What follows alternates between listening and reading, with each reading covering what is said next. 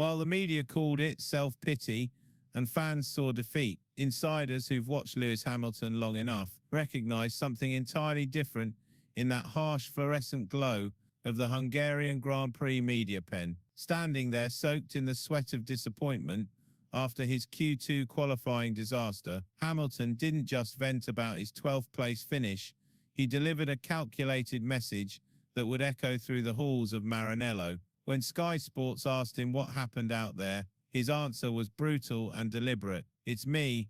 Every time I'm useless. Absolutely useless," the 7-time world champion declared. But he wasn't finished. "The team have no problem. You've seen the cars on pole, so they probably need to change the driver." On the surface, these words sounded like a man ready to walk away. But in Formula One, surface stories are illusions. Charles Leclerc had just secured a blistering qualifying result, while Hamilton sat back in 12th place. Same car, same session, completely different story. This stark contrast wasn't lost on Hamilton, and it certainly wasn't coincidental that he chose this moment to make his most pointed public statement since joining Ferrari. Former F1 rebel turned commentator Juan Pablo Montoya was quick to decode what others missed entirely. Montoya called it out for what it truly was. "It's a way of telling Ferrari, if you're not going to listen to me, then you might as well take me out and let me go." This wasn't defeat, this was psychological warfare, internal and strategic. Hamilton was lighting a fire in Maranello and watching to see who would scramble to put it out, because he didn't join Ferrari to become another cog in the Scuderia's tradition machine. Montoya laid the deeper issue bare with surgical precision. The big thing here is Lewis is not getting the attention he wants, and they're not paying attention enough to him for what he's pushing for. What Hamilton is pushing for represents nothing less than complete transformation, not just in race performance, but in philosophy, in how Ferrari thinks, plans, and evolves. But Ferrari doesn't evolve, Ferrari entrenches. "I think Ferrari is very structured in the way it does things," Montoya explained. "This is our way, and accept it." Hamilton has been bred in the sharp efficiency of Mercedes, where "what do we need to do to win" serves as the religion, not tradition, not hierarchy, not pride. Now he finds himself in a team where politics isn't a nuisance, it's the primary language of operation. There is a lot of tradition in Ferrari, and a lot of politics in Ferrari, Montoya noted with characteristic directness, and I think Lewis is more used to Mercedes's outlook. "It's not about politics, it's about results at Mercedes."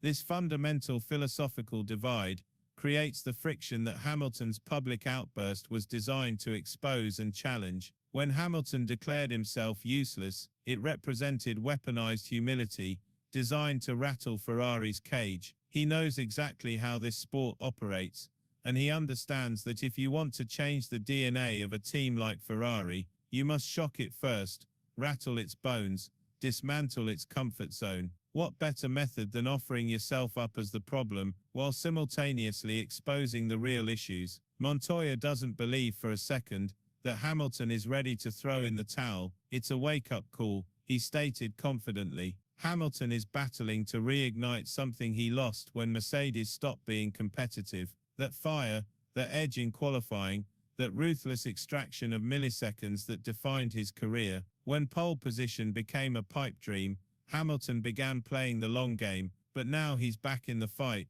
and Ferrari isn't providing the necessary tools. In the last couple of years, when the Mercedes stopped being really good, I think he backed off in qualifying, because there was no need, Montoya explained with insider knowledge, and I think to get it back is really difficult. But difficult has never meant impossible for Hamilton, and his recent performances suggest the magic still simmers beneath the surface, waiting for the right conditions to fully emerge. Hamilton hasn't reached the podium yet with Ferrari, but 3 P4 finishes and a sprint win in China aren't nothing. They're a heartbeat, a signal, proof that under optimal conditions, the championship winning capability remains intact. However, magic requires more than hope.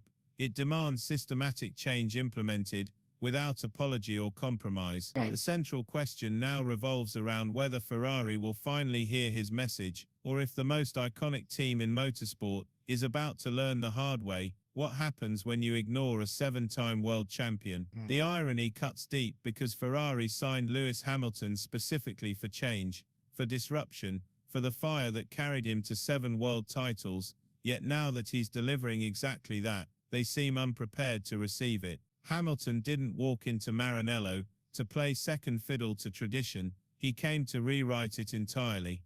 Montoya's insights peel back the layers of this escalating tension, revealing an internal war not between teammates, but between competing ideologies. Hamilton is calling out the Ferrari ethos at its core, essentially communicating that your way doesn't win, a line that cuts particularly deep, because Ferrari's way represents Enzo's way, political, patriarchal, passionate, but also fundamentally stuck.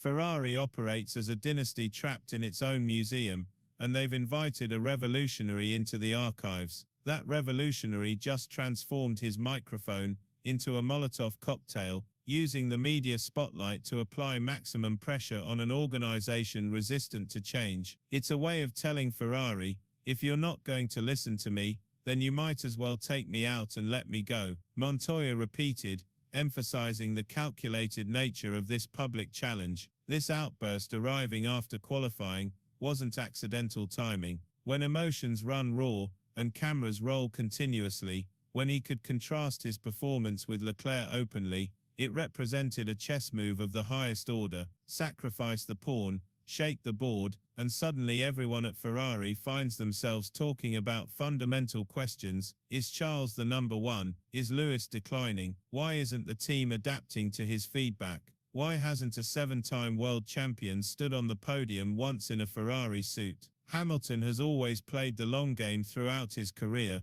but now his patience has reached its limit. This move wasn't driven by nostalgia or legacy considerations alone. It was about proving he could accomplish what even Schumacher needed years to achieve, taking a broken Ferrari and bending it completely to his will. So far Ferrari has been doing all the bending of expectations, results, and Lewis's very spirit. Ferrari isn't simply dealing with a difficult driver, they're facing a cultural insurgency that declares results matter more than ritual, innovation supersedes hierarchy, and that being Ferrari isn't sufficient anymore. The question of whether this represents the spark that reignites Hamilton's qualifying pace, or the crack that foreshadows an early exit, will determine not just race outcomes, but Ferrari's entire future philosophy in modern Formula One.